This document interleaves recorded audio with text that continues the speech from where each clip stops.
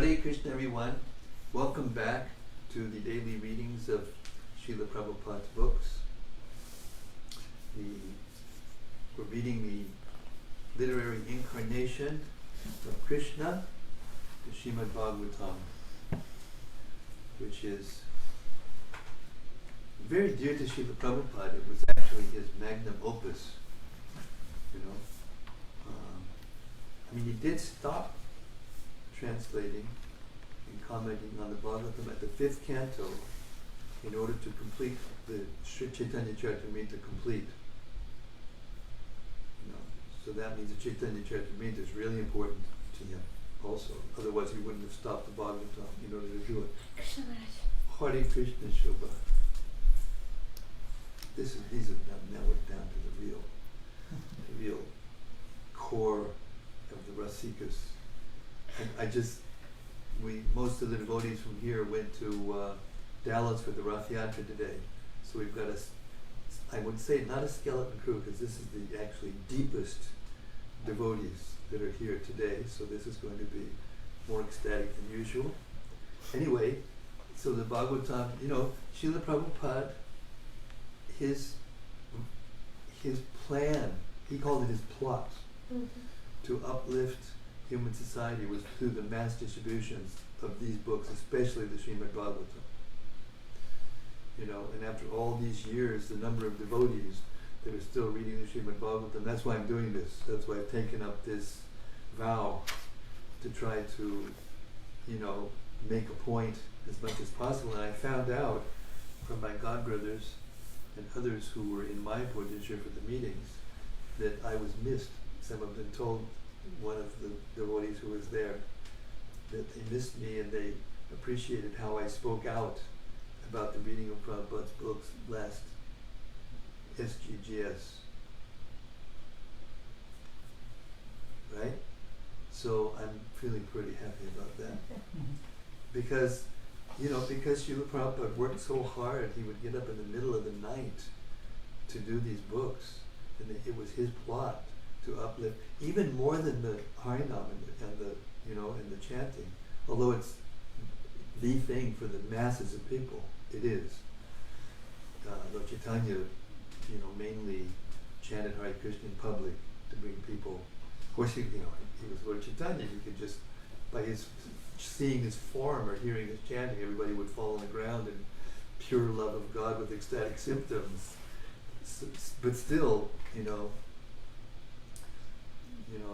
these books are so important, and I'm so happy to be here, to be able to share the nectar that I feel when I'm reading Prabhupada's books every day with devotees,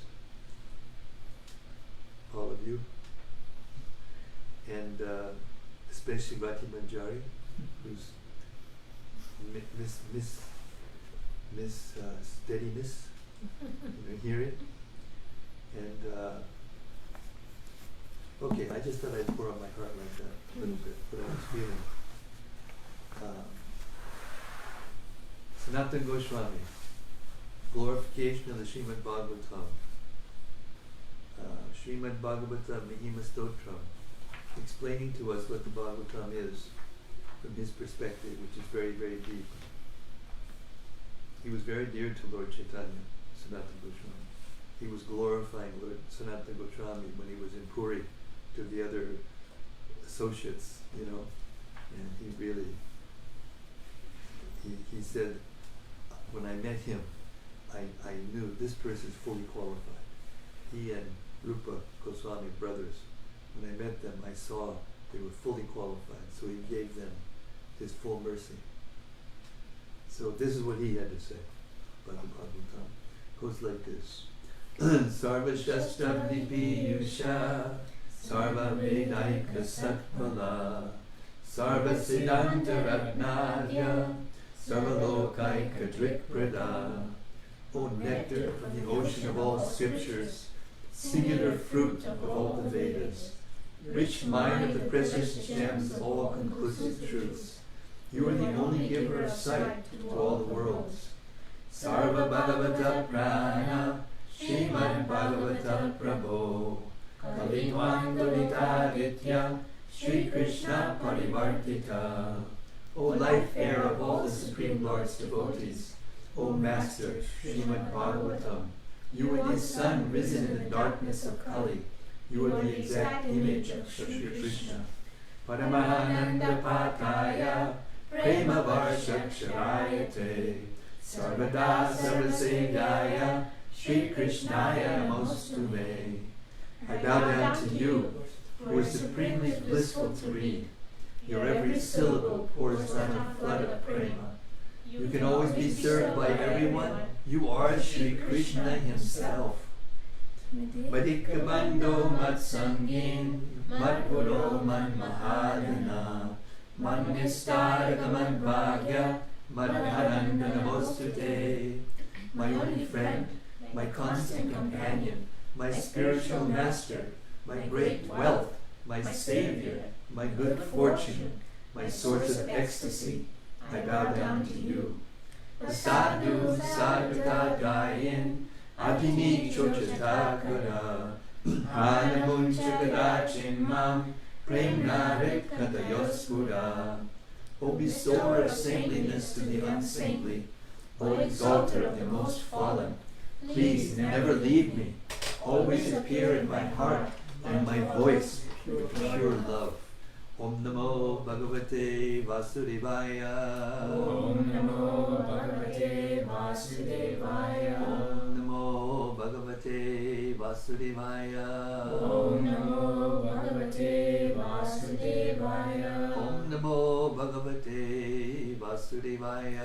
Om Namo Bhagavate Vasudevaya. Okay, here we are in a very interesting section of the Srimad Bhagavatam. Maharaja Agnidhra is gone to Gadamadana mountain and is performing austerities because he wants to find a wife, and it just happens to be the place where the celestial ladies come to hang out, you know.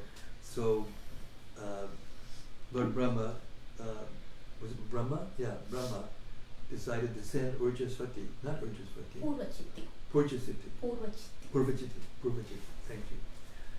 So she's there, and he's noticing, and he's talking to her. Just a second.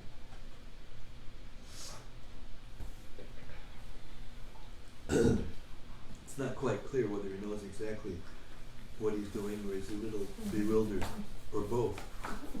Probably a little of both. So he's talking to Purvachiti. My dear friend, beginning with 13, chapter, text 13. My dear friend, what do you eat to maintain your body? Because you are chewing betel, a pleasing scent is emanating from your mouth. This proves that you always eat the remnants of food offered to Vishnu. Indeed, you must also be an expansion of Lord Vishnu's body. Your face is as beautiful as a pleasing lake. Your jeweled earrings resemble two brilliant sharks with unblinking eyes like that of Vishnu, like those of Vishnu, and your own eyes resemble two restless fish. Simultaneously, therefore, two sharks and two restless fish are swimming in the lake of your face. Besides them, the white rows of your teeth seem like rows of very beautiful swans in water, and your scattered hair resembles swarms of bumblebees following the beauty of your face. What woman wouldn't want to have somebody talk to them about that like this, right? Purport. The devotees of Lord Vishnu are also his expansions. They are called Vibhinangsha. Lord Vishnu is offered all kinds of sacrificial ingredients, and because devotees always eat prasad, the remnants of his food, the scent of sacrificial ingredients emanates not only from Vishnu but also from the devotees who eat the remnants of his food or the food of his devotees. Agnidhra considered Purvachiti an expansion of Lord Vishnu because of the pleasing scent of her body. Aside from that, because of her jeweled earrings shaped like sharks, because of her scattered hair resembling bumblebees, mad after the scent of her body, and because of the white rows of her teeth, which resembled swans.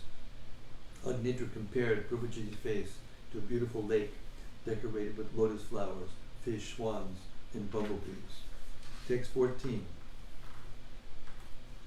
My mind is always restless, and by playing with a ball, moving it about, with your lotus-like palm, you are also agitating my eyes. Your curling black hair is now scattered, but you are not attentive to arranging it. Are you not going to arrange it?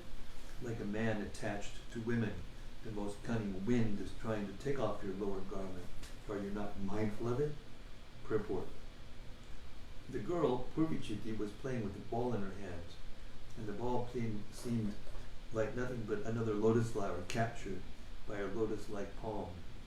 Because of her movements, her hair was loose, and the belt holding her cloth was giving way, as if the cunning wind was trying to make her naked. Yet she paid no attention to arranging her hair or fixing her dress. As Agnidhra tried to see the girl's naked beauty, his eyes were very agitated by her movements. Text 15. O best among those performing austerities, where did you get this wonderful beauty that dismantles the austerities performed by others? Where have you learned this art? What austerity have you undergone to achieve this beauty, my dear friend? I desire that you join me to perform austerity and penance, for it may be that the creator of the universe, Lord Brahma, being pleased with me, has sent you to become my wife. Purport. Agnidhra has appreciated the wonderful beauty of Purvachiti. Indeed, he was surprised to see such exceptional beauty, which must have been the result of past austerities and penances. He therefore asked the girl whether she had achieved such beauty just to break the penances and austerities of others. He thought that Lord Brahma, the creator of the universe, might have been pleased with him and might therefore have sent her to become his wife.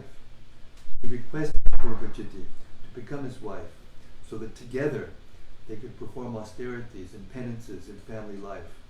In other words, a suitable wife helps her husband perform penances and austerities in household life if both of them are on the same elevated platform of spiritual understanding. Without spiritual understanding, husband and wife cannot be equally situated. Lord Brahma, the creator of the universe, is interested in good progeny.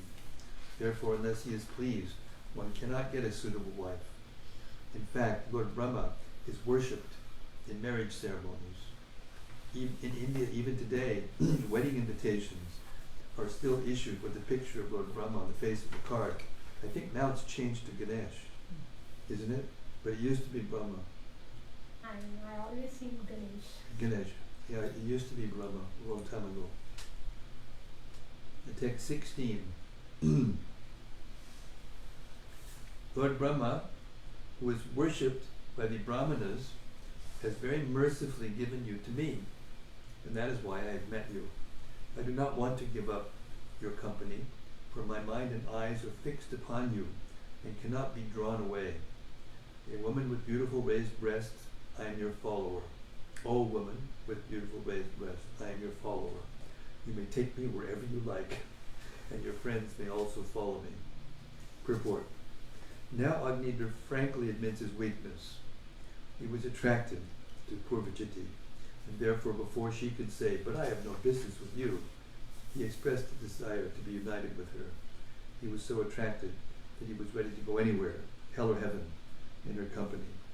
When one is absorbed in lust and the influence of sex, one surrenders to the feet of a woman without reservations. Srila Madhvacharya remarks in this connection that when one engages in joking and talking like a crazy person, one may say anything and everything, but his words will be meaningless.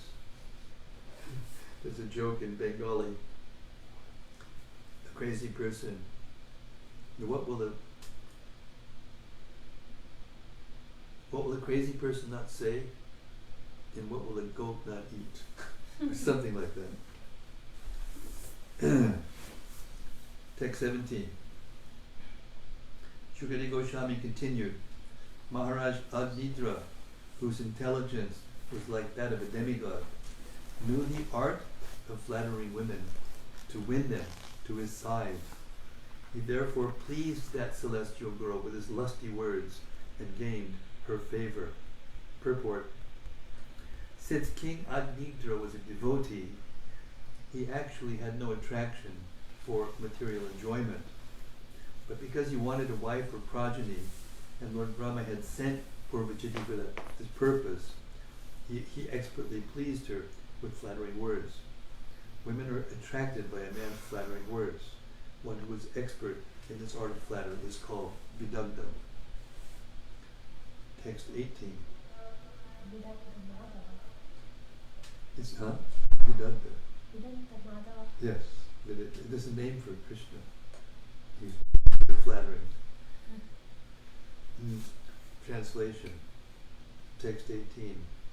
Attracted by the intelligence, learning, youth, beauty, behavior, opulence, and magnanimity of Agnidhra, the king of Jambudvip and master of all heroes, Purvachiti lived with him for many thousands of years and luxuriously enjoyed both worldly and heavenly happiness. This one isn't working? I thought this yesterday. I think it's this extension cord. I don't think it's a microphone. I think it's the extension cord because they're saying that it's working from a distance, which means this mic is working and that mic is not.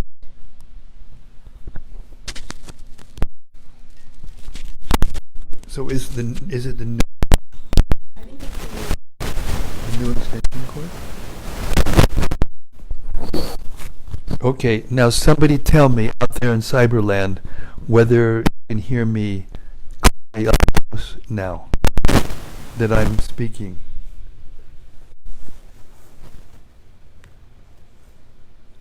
This is the old extension cord. Yeah. That happened yesterday too. Whenever I It did. switched mics, and I gave you that one with that extension cord. It worked. Said that it worked. We may have to take this one back if it turns out to be like this today. This one's quite thicker. I don't know if that makes any difference. They said this is better. It's better. So much better. Oh, so much better. Okay. They said the sound is closer now, so it's So the sound is- that mic that's working. So that means, well, it's either the mic or the cord, or both. We can try. We can make experiment before we leave. Right at the end, when we start passing the mic around, we'll start experimenting to see what it is. This mic and connect it to this cord and see if it works good. Okay. Right now we'll go on until we get to that point. Okay. Text 18. Attracted by the intelligence, learning, youth, beauty, behavior, opulence, and magnanimity of Agnidhra, the king of Jambudvip, and master of all heroes, Purvachiti lived with him for many thousands of years and luxuriously enjoyed both worldly and heavenly happiness. Purport. By the grace of Lord Brahma, King Agnidhra and the heavenly girl Purvachiti found their union quite suitable. Thus they enjoyed worldly and heavenly happiness for many thousands of years. Text 19. In the womb of Purvachiti, Maharaja Agnidhra, the best of kings, begot 9 sons named Nabi, Kimpurusha, Harivarsha, Ilavrita, Ramyaka, Hiranmaya, Kuru, Badrashva, and Ketumala. Text 20. Purvachiti gave birth to these 9 sons, one each year, but after they grew up, she left them at home and again approached Lord Brahma to worship him. Purport. There are many instances in which apsaras, heavenly angels, have descended to this earth by the order of a superior demigod like Lord Brahma or Lord Indra, having followed the demigod's order by marrying someone and giving birth to children, and have then returned to their celestial homes. For example, after Menaka, the celestial woman who had come to delude Vishwamitra Muni, gave birth to the child Shakuntala, she left both the child and her husband and returned to the heavenly planets. Purvachiti did not remain permanently with Maharaj Agnidhra. After cooperating in his household affairs, she left Maharaj Agnidhra and all 9 sons and returned to Brahma to worship him. Text 21. Because of drinking the breast milk of their mother, the 9 sons of Agnidhra naturally had strong, well-built bodies. Their father gave them each a kingdom in a different part of Jambudvip. The kingdoms were named according to the names of their sons. Thus the sons of Agnidhra ruled the kingdoms they received from their father. Purport. The Acharyas specifically mention that in this verse the words Matu Anugrahat, by the mercy of their mother, refer to the breast milk of their mother. In India it is common belief that if a baby is fed his mother's milk for at least 6 months, his body will be very strong. Besides that, it is mentioned herein that all the sons of Agnidhra were endowed with the nature of their mother. Bhagavad Gita 1.4 also declares, Strishu dushtashu varshnyaya jayate varnasankaraha. When women are polluted, varnasankara, unqualified children, are generated, and when the varnasankara population increases, the entire world becomes hellish. Therefore, according to Manu Samhita, a woman needs a great deal of protection in order to remain pure and chaste, so that her children can be fully engaged for the benefit of human society. Text 23. After Purvachiti's departure, King Agnidhra, his lusty desires not at all satisfied, always thought of her. Therefore, in accordance with the Vedic injunctions, the king, after his death, was promoted to the same planet as his celestial wife. That planet, which is called Pitriloka, is where the Pitas, the forefathers, live in great delight. Purport. If one always thinks of something, he certainly gets a body, a related body, after death. Maharaj Agnidhra was always thinking of Pitriloka, the place where his wife had returned. Therefore, after his death, he achieved that same planet, probably to live with her again. Bhagavad Gita also says, Yam yam vapi smaran bhavam tyajajante kalevaram tam tam evaiti konteya siddhatad bhava bhavitaha. Whatever state of being one remembers when he quits his body, that state he will attain without fail. Bhagavad Gita 8.6. We can naturally conclude that if we always think of Krishna or become fully Krishna conscious, we can be promoted to the planet of Goloka Vrindavan, where Krishna eternally lives. Text 23. After the departure of their father, the 9 brothers married the 9 daughters of Meru, named Merudevi, Pratirupa, Ugradangstri, Lata, Ramya, Shama, Nari, Bhadra, and Devaviti. Thus end the Bhaktivedanta purports of the 5th canto, 2nd chapter of Srimad-Bhagavatam, entitled The Activities of Maharaj Agnidhra.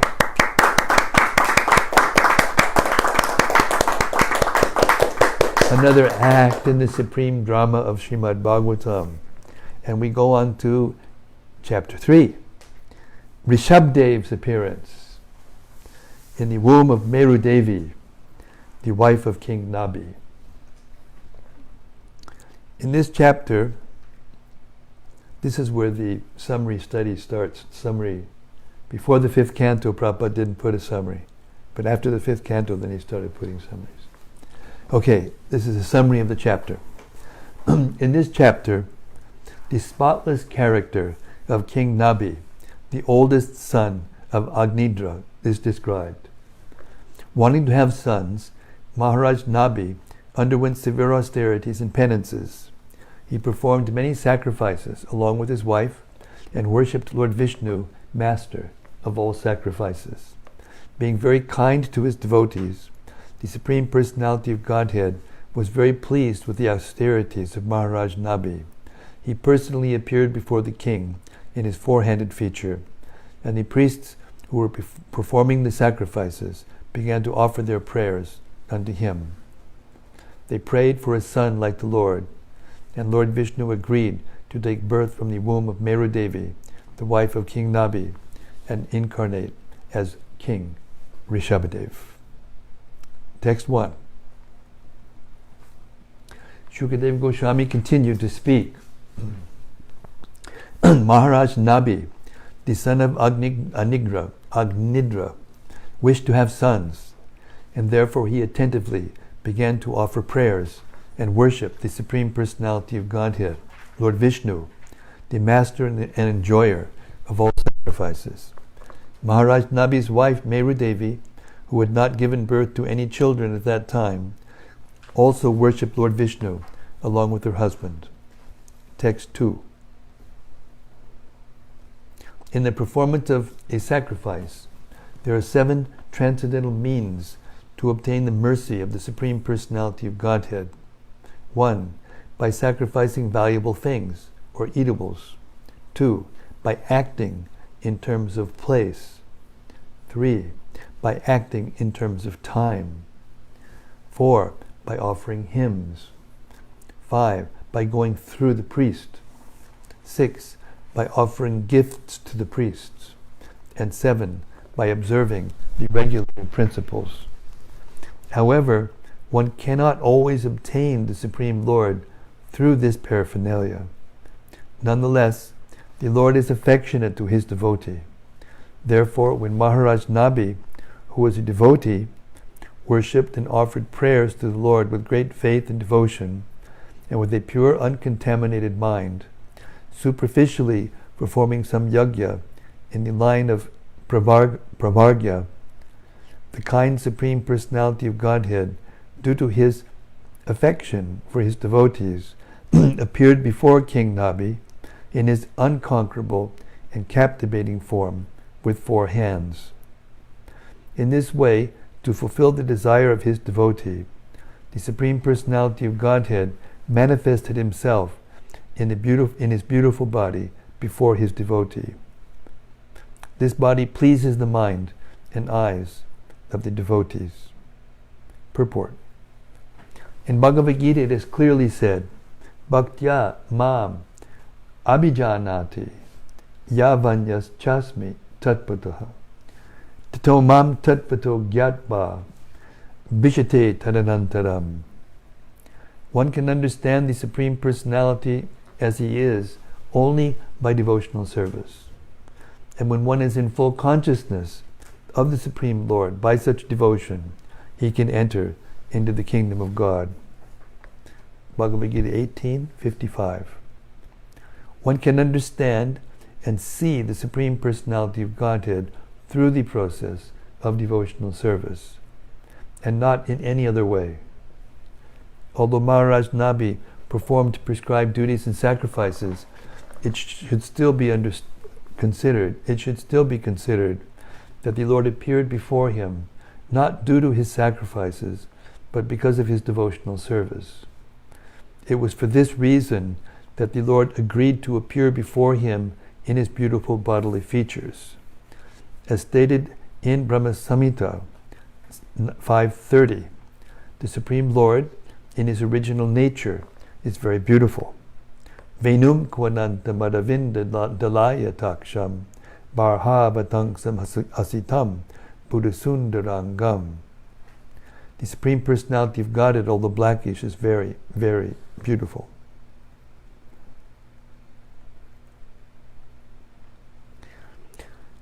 Text 3. Lord Vishnu appeared before King Nabi with 4 arms. He was very bright, and he appeared to be the best of all personalities. Around the lower part of his body he wore a yellow silken garment. On his chest was the mark of Shibats, which always displays beauty. He carried a conch shell, lotus flower, disc, and club, and he wore a garland of forest flowers and the Kaustuba gem. He was beautifully decorated with a helmet, earrings, bangles, belt, pearl necklace, armlets, ankle bells, and other bodily ornaments, bedecked with radiant jewels. Seeing the Lord present before them, King Nabi and his priests and associates felt just like poor people who have suddenly attained great riches. They received the Lord and respectfully bent their heads and offered him things in worship. Purport. It is distinctly mentioned here that the Supreme Personality of Godhead did not appear as an ordinary human being. He appeared before King Nabi and his associates as the best of all personalities, Purushottama. As stated in the Vedas, Nityo Nityanam Chaitanas Chaitananam, Kathopanishad 2.2.13. The Supreme Personality of Godhead is also a living being, but he is the supreme living being. In Bhagavad Gita 7.7, Lord Krishna himself says, Mattak Paratanam Nanyat Kinchidasti Dhananjaya. O conqueror of wealth, Arjuna, there is no truth superior to me. No one is more attractive or more authoritative than Lord Krishna. That is one of the differences between God and an ordinary living being. According to this description of the transcendental body of Lord Vishnu, the Lord can easily be distinguished from all other living beings. Consequently, Maharaja Nabi and his priests and associates all offered the Lord obeisances and began to worship him with various things. As stated in Bhagavad Gita 6.22, Yam labdva chaparam labam manyate nadikam tataha. That is, upon gaining this, one thinks that there is no greater gain. When one realizes God and sees the Lord face to face, one certainly thinks that he has gained the best of all things. Raso pyasya param drishtva nivartate. When one experiences a higher taste, his consciousness is fixed. After seeing the Supreme Personality of Godhead, one ceases to be attracted by anything material. One then remains steady in his worship of the Supreme Personality of Godhead. Texts 4 and 5. The priests began to offer prayers to the Lord, saying, O most worshipable one, we are simply your servants. Although you are full in yourself, please, out of your causeless mercy, accept a little service from us, your eternal servants.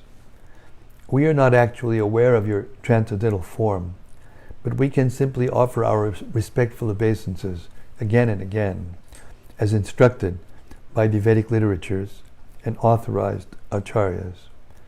Materialistic living entities are very much attracted to the modes of material nature, and therefore they are never perfect, but you are above the jurisdiction of all material conceptions.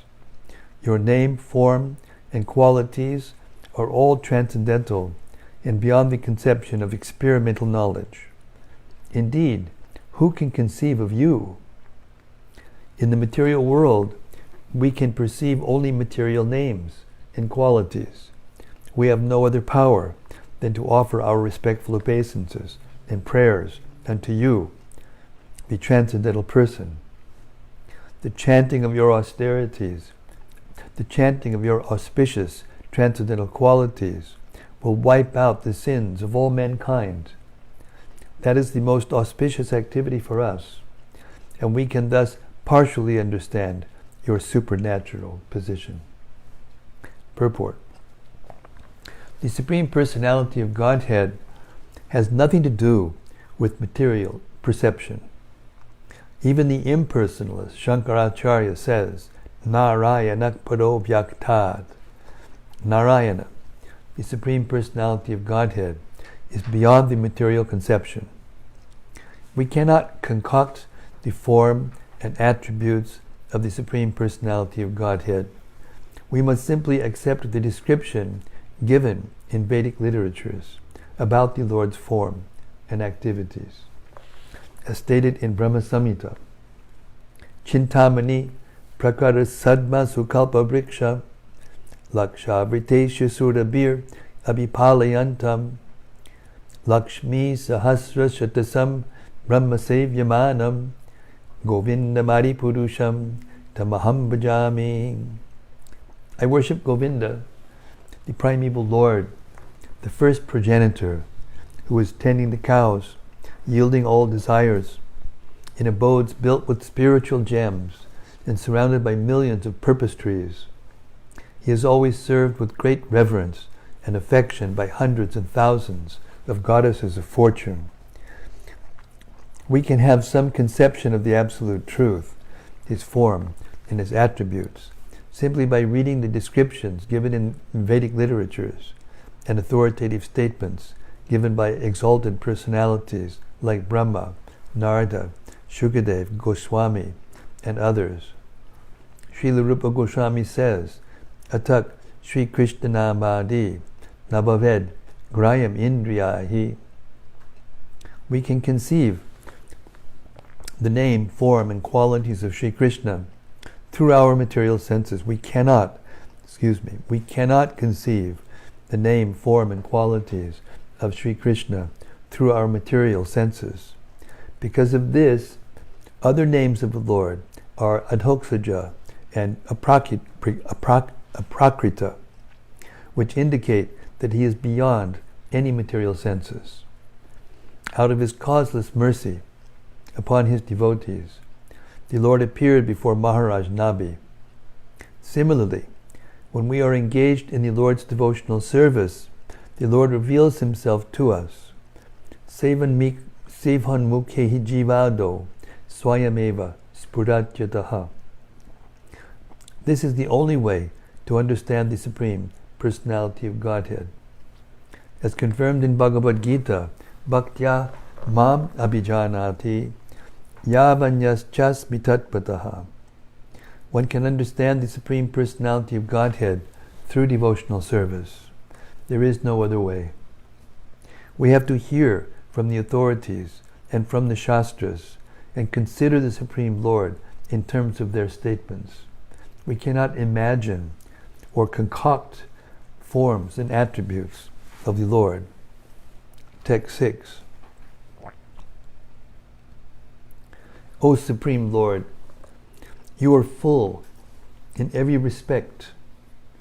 You are certainly very satisfied when your devotees offer you prayers with faltering voices and in ecstasy bring you tulsi leaves, water, twigs bearing new leaves, and newly grown grass.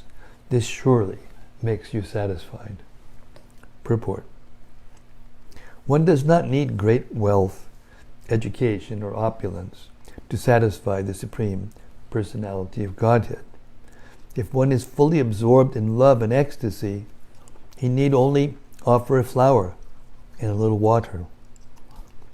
As stated in Bhagavad Gita, Param Patram Pushpam Palam Toyam Yomi Bhaktya Priyachtiti. If one offers me with love and devotion a leaf, a flower, fruit, or water, I will accept it. Bhagavad Gita 9:26. The Supreme Lord can be pleased only by devotional service. Therefore it is said here that the Lord is surely satisfied by devotion and nothing else. Quoting from the Gautamiya Tantra, the Hari Bhakti Vilas states, Tulasi dala matrena jalasya chulukena va bikrinite samatmanam bhaktebhyo bhaktabatsalaha. Sri Krishna, who is very affectionate toward his devotees, sells himself to a devotee who offers merely a tulsi leaf and a palm full of water. This is the verse that Advaita Acharya remembered before he called out for Lord Chaitanya to appear, for Krishna to appear. The Supreme Lord is causelessly merciful upon his devotee, so much so that even the poorest of men can offer him a little water and a flower in devotion and thus please him. This is due to his affectionate dealings with his devotees. Text 7. We have engaged in your worship with many things and have offered sacrifices unto you, but we think that there is no need for so many arrangements to please your lordship. Purport. Srila Rupa Goswami says that if one is offered varied foods but has no appetite, the offering has no value. In a big sacrificial ceremony, there may be many things accumulated to satisfy the Supreme Personality of Godhead, but if there is no devotion, attachment, or love for the Lord, the arrangement is useless. The Lord is complete in himself, and he does not need anything from us. However, if we offer him a little water, a flower, and a tulsi leaf, he will accept them. Bhakti, devotional service, is the main way to satisfy the Supreme Personality of Godhead. It is not a question of arranging huge sacrifices. The priests were regretful, thinking that they were not on the path of devotional service and that their sacrifice was not pleasing to the Lord. Text 8. All of life's goals and opulences are directly, self-sufficiently, unceasingly, and unlimitedly increasing in you at every moment. Indeed, you are unlimited enjoyment and blissful existence itself. As far as we are concerned, O Lord, we are always after material enjoyment. You do not need all these sacrificial arrangements, but they are meant for us so that we may be benedicted by your Lordship. All these sacrifices are performed for our fruitive results, and they are not actually needed by you. Purport. Being self-sufficient, the Supreme Lord does not need huge sacrifices, fruitive activity, for a more opulent life. Being self-sufficient, the Supreme Lord does not need huge sacrifices. Fruitive activity for a more opulent life is for those who desire such material opulence for their interest. Jagyar tat kamanyonyatra lokoyam kamabandanaha. If we do not act to satisfy the Supreme Lord, we engage in Maya's activities. We may construct a gorgeous temple and spend thousands of dollars, but such a temple is not required by the Lord. The Lord has millions of temples for his residence, and he does not need our attempt. He does not require opulent activity at all. Such engagement is meant for our benefit. If we engage our money in constructing a gorgeous temple, we are freed from the reactions of our endeavors. This is for our benefit. In addition, if we attempt to do something nice for the Supreme Lord, he is pleased with us and gives us his benediction. In conclusion, the gorgeous arrangements are not for the Lord's sake, but for our own. If we somehow or other receive blessings and benedictions from the Lord, our consciousness can be purified and we can become eligible to return home, back to Godhead. Text 9. O Lord of Lords, we are completely ignorant of the execution of Dharma, Artha, Kama, and Moksha, the process of liberation, because we do not actually know the goal of life. You have appeared personally before us, like a person soliciting worship, but actually you are present here just so we can see you. You have come out of your abundant and causeless mercy in order to serve our purpose, our interest, and give us the benefit of your personal glory, called apavarga, liberation. You have come, although you are not properly worshipped by us due to our ignorance. Purport. Lord Vishnu was personally present in the sacrificial arena, but this does not mean that he had any interest in his own personal benefit. Similarly, the Archa Vigraha, the deity in the temple, is present for the same purpose. Out of his causeless mercy, the Supreme Personality of Godhead presents himself before us so that we can see him. Since we have no transcendental vision, we cannot see the spiritual Satchidananda Vigraha of the Lord. Therefore, out of his causeless mercy, he comes in a form we can see. We can only see material things like stone and wood, and therefore he accepts a form of stone and wood, and thus accepts our service in the temple. This is an exhibition of the Lord's causeless mercy. Although he has no interest in such things, in order to receive our loving service, he agrees to act as he does. We cannot actually offer suitable paraphernalia for the Lord's worship because we are completely ignorant. It was out of his causeless mercy that the Lord appeared in the sacrificial arena of Maharaja Nabi. Text 10.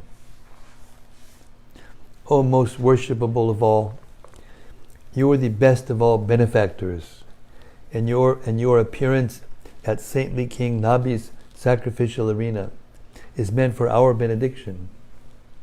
Because you have been seen by us, you have bestowed upon us the most valuable benediction. Purport. Nija Purusha Ikshana Vishaya. In Bhagavad Gita 9:29, Krishna says, Samoham Sarvabhuteshu. I envy no one, nor am I partial to anyone. I am equal to all, but whoever renders service unto me in devotion is a friend, is in me, and I am also a friend to him. The Supreme Personality of Godhead is equal to everyone. In that sense, he has no enemies and no friends. Everyone is enjoying the fruitive reactions of his own work, and the Lord, within everyone's heart, is observing and giving everyone the desired result. However, just as the devotees are always anxious to see the Supreme Lord satisfied in every way, similarly, the Supreme Lord is very anxious to present himself before his devotees. Sri Krishna says in Bhagavad Gita 4:8, Paritranaya sadhunam, vinashaya chaduskritam, dharma sangstapanartaya, sambhavami yuge yuge. To deliver the pious and to annihilate the miscreants, as well as to re-establish the principles of religion, I advent myself millennium after millennium. Thus Krishna's appearance is for the deliverance and satisfaction of his devotees. Actually, he does not advent himself simply to kill the demons, for that can be done by his agents. Lord Vishnu's appearance at the sacrificial arena of Maharaj Nabi was just to please the king and his assistants. Otherwise, there was no reason for his being present there. Text 11. Dear Lord, all the great sages who were thoughtful and saintly persons incessantly recount your spiritual qualities. These sages have already burned up all the unlimited dirty things, and by the fire of knowledge strengthened their detachment from the material world. Thus they have attained your qualities and are self-satisfied. Yet even for those who feel spiritual bliss in chanting your attributes, your personal presence is very rare. Purport. The priests in Maharaj Nabi's sacrificial arena appreciated the personal presence of the Supreme Lord Vishnu, and they considered themselves very much obliged. The Lord's appearance is rare even for great saintly persons who have become completely detached from this material world and whose hearts are clean due to constantly chanting the glories of the Lord. Such people are satisfied by chanting the transcendental qualities of the Lord. The Lord's personal presence is not actually required. The priests are pointing out that the Lord's personal presence is very rare, even for such elevated sages. But that he was so kind to them that now he was personally present. Therefore the priests were very much obliged. Text 12. Dear Lord, we may not be able to remember your name, form, and qualities due to stumbling, hunger, falling down, yawning, or being in a miserable, diseased condition at the time of death, but when there is high fever. We therefore pray unto you, O Lord, for you are very affectionate to your devotees. Please help us remember you and utter your holy names, attributes, and activities, which can dispel all the reactions of our sinful lives. Hare Krishna. Purport. The real success in life is Ante Narayana Smriti, remembering the holy name, attributes, activities, and form of the Lord at the time of death. Although we may be engaged in the Lord's devotional service in the temple, material conditions are so tough and inevitable that we may forget the Lord at the time of death due to a diseased condition or mental derangement. Therefore, we should pray to the Lord to be able to remember his lotus feet without fail at the time of death when we are in such a precarious condition. In this regard, one may also see Srimad-Bhagavatam 6:2, 9-10, and 14 and 15. Prabhupada told us that if we sincerely develop devotion for Krishna and try our best, that even at the time of death, by circumstances, we can't chant, Krishna will come and help us. My grandfather used to pray like that. Your father did? My grandfather. Grandfather. Every day before going to bed, he would say so many prayers, and then he would tell, "Oh my Lord, I do not know at the time of death I'll be able to remember or not. Now I'm saying all these prayers, so please consider this and help me remember, or you remember me when I'm not able to remember." Sometimes the devotees pray like that and they say, "While I'm strong, while I can chant, please take me right now." Advanced devotees, that's very, very advanced devotees. But Krishna, he's so kind, he'll remember us, he'll help us. And another thing Prabhupada said was that sometimes we may forget Krishna, but if you've performed devotional service at all, he'll never forget you. That was his promise to us. So one instant of actual remembrance of Krishna with full devotion and full faith will never go in vain. Krishna will never forget you after that. Okay. Actually, Sridhar Swami, in his commentary to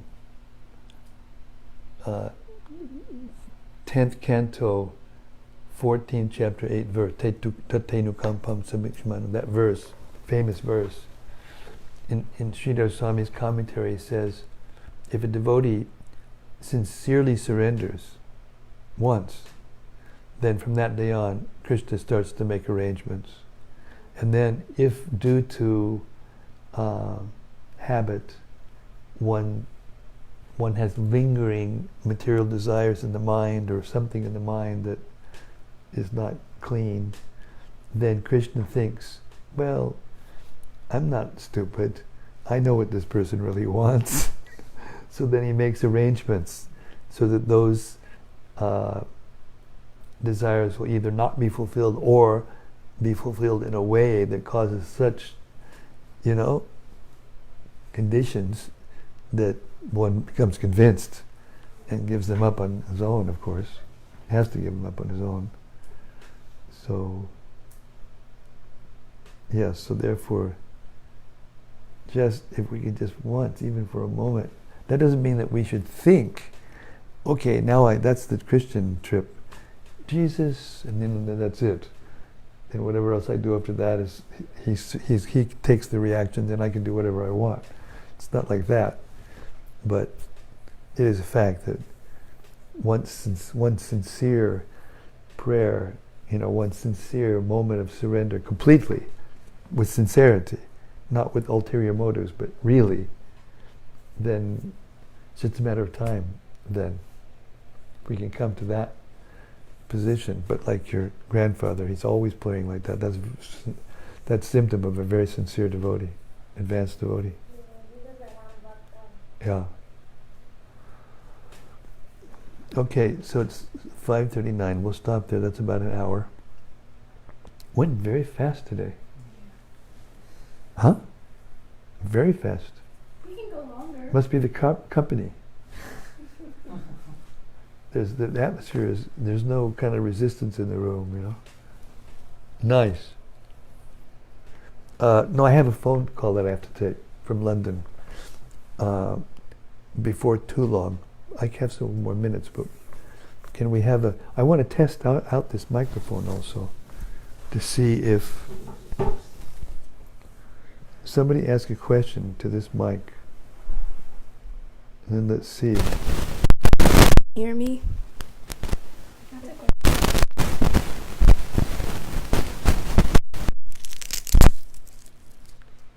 Am I audible in a acceptable volume?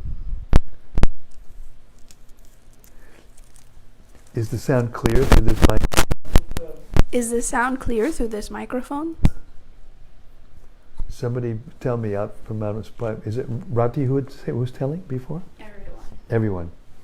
Okay, someone please respond and let us know if Hannah's voice is clear through that microphone.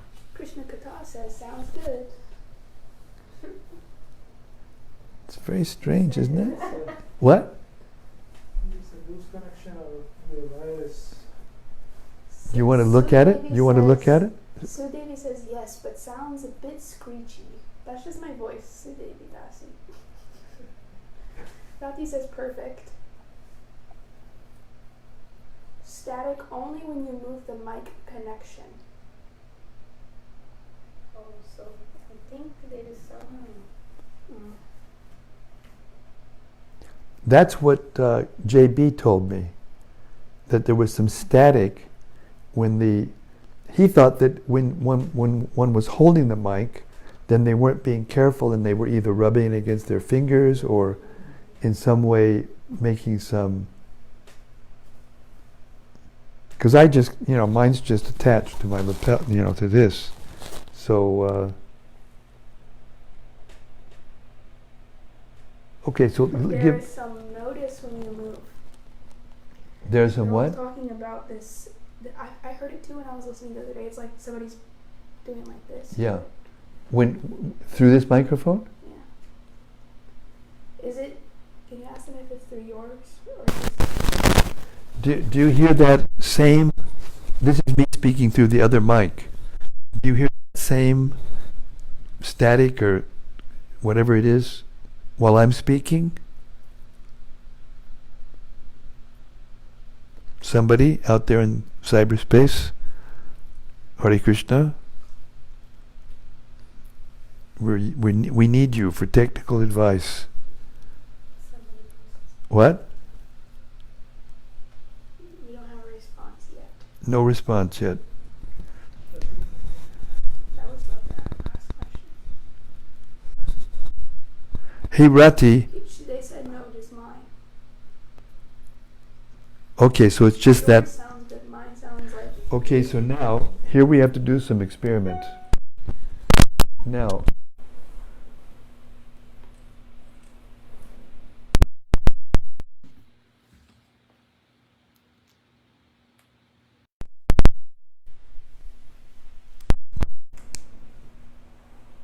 of course, this wasn't might have been completely in.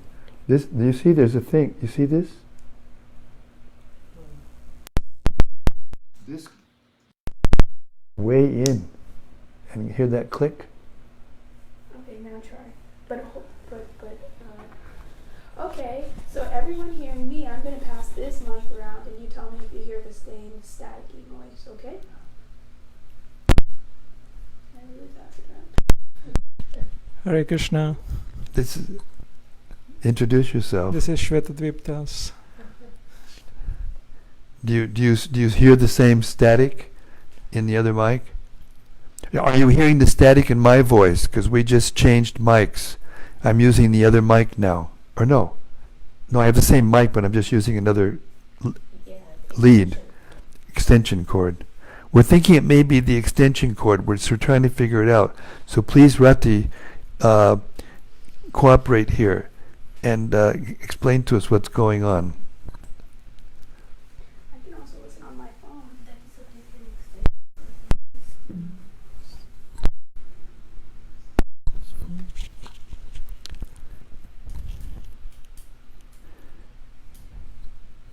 There's no comments. It's fine, Maharaj. Everybody says that now it's good. Now it's fine. Yeah. I have now realized when I was putting this in here that it very well could be that this all the way.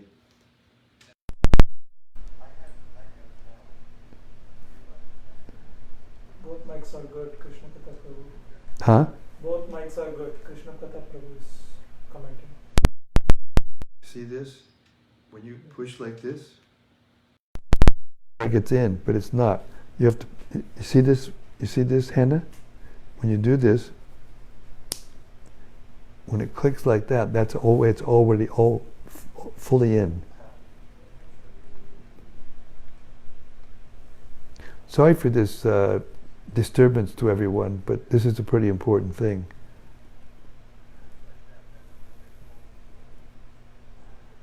Krishna Katha said that's the static sound for sure. This is. Yes. That's the static sound. Hey, thanks, Krishna Katha. About time you did a little service over here. We're waiting for you to come back and do some service. Now, turn this. Are you getting that static sound? Now I'm turning that connection. I'm turning the connector. Do I get that static sound?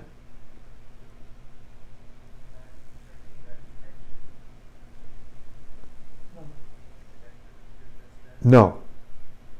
Can you pass the mic again? Because I heard it. Switch here. Yeah, go ahead, Doug.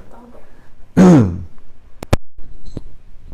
No, you're supposed to speak into the mic. Say, this is Bhakta Doug. Hare Krishna, this is Bhakta Doug. Testing the Yeah, microphone. it's when you pass the mic. It's when what? It's when you pass the mic, when you move this cord. So it's not that. Oh, so wiggle the cord wiggle the cord while you're speaking. Hare Krishna, testing. Okay, hold on. Can you hear static?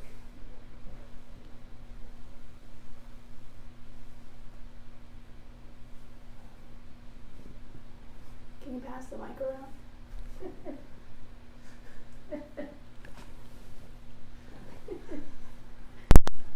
Hare Krishna. Hello. Yep. It's when you pass the mic. Me? This aim somewhere? Yeah, No, wait, pass when the you mic. when you pass the mic, you meaning while it's being passed or after, or is it just that mic? It's just this mic. Sorry, I can't do this. It's like two of you. So it's whenever you pass the mic, and then, and Once it's passed and the person's speaking through it, it's still a little bit patchy, and then it stops once the mic is still. once the mic is still. Rati said the mic of Douglas is not on, so the volume is really low on that mic. So I think it's just a faulty mic. Sounds like it. Yeah. So maybe you've got a bad batch. Yeah, I need to switch it up.